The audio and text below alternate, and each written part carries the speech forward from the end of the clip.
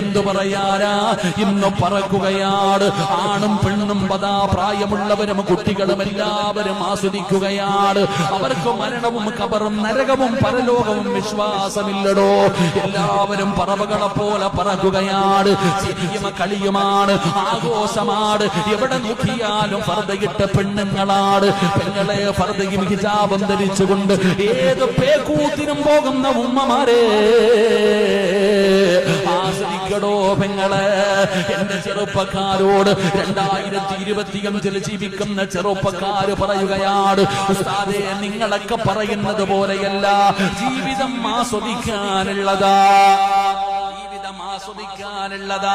ചിരിച്ചാൽ ആയുസ് കൂടും. ചിലര് പറയുന്നത് ചിരിച്ചാൽ ആയുസ് കൂടും.